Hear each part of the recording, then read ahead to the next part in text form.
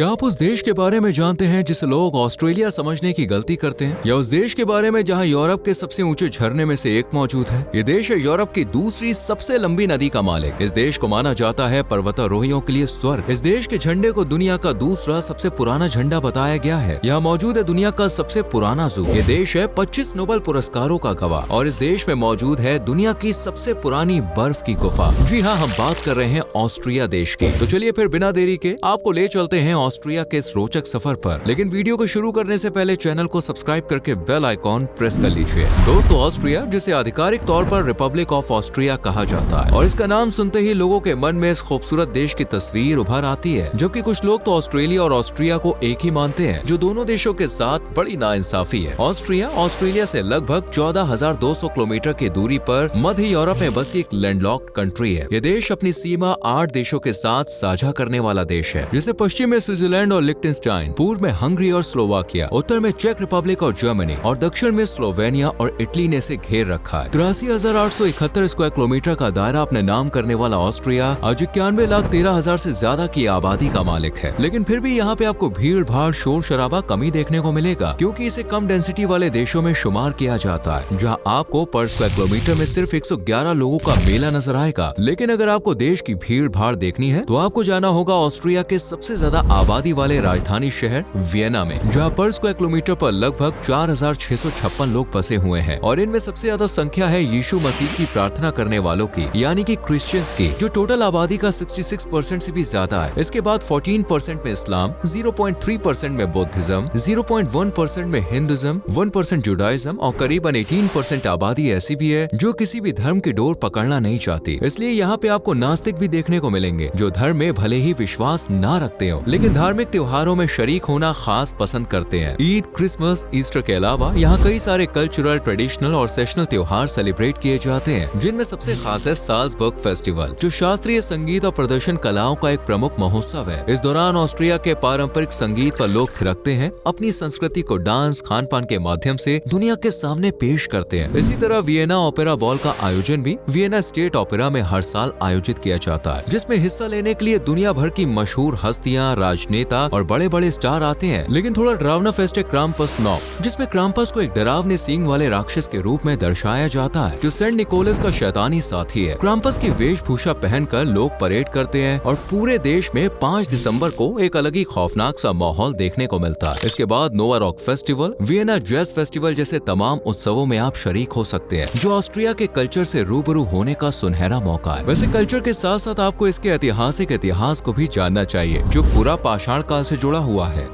लगभग 400 ईसा पूर्व पहले यहाँ सेल्ट्स लोग की बसावट थी, लेकिन पहली शताब्दी ईसा पूर्व के आखिर में रोमन्स ने इस पर अपनी धाक जमा थी, और फिर धीरे धीरे 4वीं और 5वीं शताब्दी में यहाँ ईसाई धर्म ने अपनी जड़ें मजबूत करनी शुरू कर दी, और बदलते वक्त के साथ देश की दिशा, दशा और साम्राज्य बदलता चला गया। 972 ईस्वी में जर्मनी के राजा ऑटो प्रथम ने अपनी सीमा की सेफ्टी के लिए एक नया क्षेत्र बनाया, जिसका नाम रखा पूर्वी मार्च, और यही ऑस्ट्रिया का शुरुआती रूप था। इसके बाद ऑस्ट्रिया ने हैब्सबर्ग शासन, ऑस्ट्रिया हंगरी शासन भी देखा, और प्रथम विश्व युद्ध के बाद ऑस्ट्रिया एक स्वतंत्र गणराज्य बन गया। लेकिन 1938 में अडोल्फ हिटलर ने ऑस्ट्रिया को जर्मनी में मिला लिया। लेकिन 1995 में ऑस्ट्रिया यूरोपियन यूनियन का हिस्सा बन गया, और आज अपनी मर्जी से आजाद जिंदगी गुजार रहा है। और यही आजादी लोगों को 81 ईयर्स लाइफ एक्सपेक्टेंसी का वरदान देती है। इसलिए लोग अच्छी से अच्छी शिक्षा हासिल करने के साथ साथ हाई से हाई इनकम भी जनरेट करते हैं। तभी तो आज यहाँ का लिटरेसी रेट 98% तक पहुँच गया है, जिसकी वजह सिर्फ युवाओं का पढ़ाई के प्रति जुनून ही नहीं, बल्कि बेस्ट एजुकेशन सिस्टम भी है। ऑस्ट्रिया का सबसे पुराना और सबसे बड़ा विश्वविद्यालय है यूनिवर्सिटी ऑफ वियना, जो हर साल युवाओं को आगे बढ़ने की तालीम देता है। इसके अलावा Graz University of Technology, Vienna University of Technology, Medical University of Vienna जैसी तमाम यूनिवर्सिटीज हैं, जो आज युवाओं के लिए उनके सपने साकार करने का जरिया बन गई है। जबकि ऑस्ट्रिया स्टूडेंट और एम्प्लॉयज की ड्रीम कंट्री बन बैठा है, क्योंकि इसे हाई पर कैपिटा इनकम वाले देशों में शामिल किया जाता है। 2024 में यहाँ प्रति व्यक्ति GDP 58,669 डॉलर्स थी और इस इनकम का सबसे बड़ा पिटारा है सर्विस सेक्टर, जिसे और ऊंचाइयों तक ले जाने का काम कर रहा है वियना। इसलिए वियना को आज मध्य और पूर्वी यूरोप का एक प्रमुख वित्तीय केंद्र भी कहा जाता है, जहां बड़ी तादाद में बैंक्स और फाइनेंशियल रिसोर्सेज हैं। इसके अलावा automotive, machinery and electronics, chemicals and pharmaceuticals और सबसे खास टूरिज्म इंडस्ट्री भी मौजूद है, जो देश की इकोनॉमी को बूस्ट देने का काम कर रही है। साल दर साल यहाँ सैलानियों का मेला लगा रहता है और यहाँ के शानदार नजारे देखकर कई लोग का मन यहीं बसने को करता है, क्योंकि यहाँ प्रकृति ने सुंदरता का ऐसा मायाजाल बिछा रखा है कि हर कोई उसमें फंस जाता है। ऑस्ट्रिया का 65% से ज्यादा हिस्सा 500 मीटर से भी ज्यादा ऊंचा है, जिससे आप पूरे देश का मनोरम नजारा आंखों में कैद कर सकते हैं। यहाँ 13 पर्वत 3000 मीटर से ऊंचे हैं, जबकि 34 चोटियां 2000 मीटर से अधिक ऊंचाई पर स्थित है। इनमें सबसे ऊंचा शिखर ग्रोसग्लॉकनर है, जिसकी ऊंचाई 3798 मीटर है। ग्रोसग्लॉकनर हाई अल्पाइन रोड यूरोप की सबसे खूबसूरत पहाड़ी सड़कों में से एक मानी जाती है, जो 48 किलोमीटर लंबे मोड़ों और घुमावदार मोड़ों से आपको ऑस्ट्रिया के सबसे ऊंचे पहाड़ ग्रोसग्लॉकनर पर ले जाती है, जहां पर आप कार, मोटरसाइकिल, बाइक या बस से भी आ सकते हैं। जबकि हाइकर्स, क्लाइंबर्स के लिए तो ये बेस्ट ठिकाना है।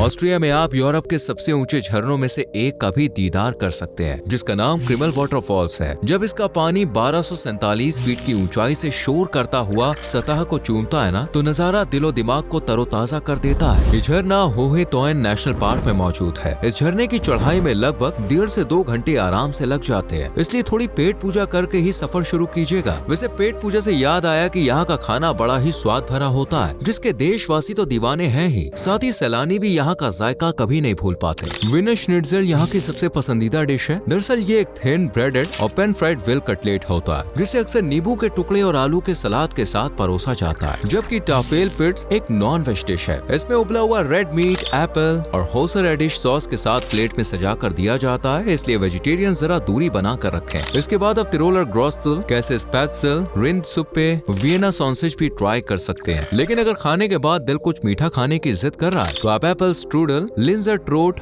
बर्लिनर की मिठास भी मुंह में खोल सकते हैं। अगर आप ऑस्ट्रिया आने का प्लान बना रहे हैं, तो यहाँ की एक परंपरा को जरूर याद रखिएगा, और वो है आंखों से कांटेक्ट बनाने वाली परंपरा। जी हाँ, जब ऑस्ट्रिया में कोई पार्टी या फंक्शन होता है, तो ड्रिंक करते समय बातों के दौरान लोगों के साथ आंखों का कांटेक्ट बनाकर रखना बहुत जरूरी होता है। अगर ऐसा कोई नहीं करता, तो माना जाता है कि वो इग्नोर कर रहा है। वैसे क्या आप जानते हैं यूरोप की दूसरी लंबी नदी कहाँ है? जी हाँ, सही समझे, डैन्यूब नदी ऑस्ट्रिया से होकर बहती है। और इसी तरह देश की शान है यहाँ का ध्वज, जिसे दुनिया का दूसरा सबसे पुराना राष्ट्रीय ध्वज कहा जाता है, और इसके रंग शांति और सद्भाव का प्रतीक है। ये देश साथ ही कई बड़ी हस्तियों का घर भी है, जिनमें पूर्व हॉलीवुड एक्टर आर्नोल्ड भी शामिल हैं। आर्नोल्ड के अलावा मशहूर mathematician Ludwig Boltzmann, Ernst Mach, Victor Franz Hess और क्रिश्चियन डॉपलर ने भी ऑस्ट्रिया में ही आंखें खोली थी। इन्हीं काबिल लोगों की बदौलत ऑस्ट्रिया का नाम बड़े अदब से लिया जाता है, और physics, medicine, literature and peace में ये देश एक नहीं, दो नहीं, बल्कि 25 नोबेल प्राइजेस अपने नाम कर चुका है। बेर्था वॉन सटनर 1905 में नोबेल पीस प्राइज जीतने वाली पहली ऑस्ट्रियाई महिला बनी, जिन्होंने दुनिया में ऑस्ट्रिया का नाम रोशन किया। जबकि देश की पहचान को मजबूत करने के लिए यहाँ दुनिया का सबसे पुराना चिड़ियाघर भी तैनात है, जिसका नाम है टियरगार्टन शॉनब्रुन। इस जू की स्थापना 1752 में हुई थी, और आज इसमें 700 जानवरों की प्रजातियां मौज काट रही हैं, जिनके लिए ये जू कैद खाना नहीं, बल्कि उनका एक आजाद घर है, जो अपनी नोक झोंक के चलते दुनिया भर के सैलानियों को ऑस्ट्रिया लाने की वजह बनते हैं। 200 ऑस्ट्रिया में दुनिया की सबसे बड़ी बर्फ की गुफा है। वेरफेन में बनी इस गुफा का नाम है आइसरिनसेनवेल्ट। इस गुफा में बर्फ के कई स्ट्रक्चर देखने को मिलते हैं, जिन्हें देखने के लिए हर साल 2 लाख से ज्यादा सैलानी यहाँ पे आते हैं। ऑस्ट्रिया में देखने के लिए काफी कुछ है, जो आपको नए एक्सपीरियंस का तोहफा और नई यादें दे सकते हैं। जैसे सबसे पहले आपको जाना है राजधानी शहर वियना में, जो शास्त्रीय संगीत, कला, बारोक वास्तुकला के केंद्र के रूप में पूरे देश भर में प्रसिद्ध है। इसलिए वियना को घूमने की सबसे बेस्ट जगहों में से एक माना जाता है, जबकि रहने के लिए भी इसे टॉप सिटीज में शुमार किया जाता है।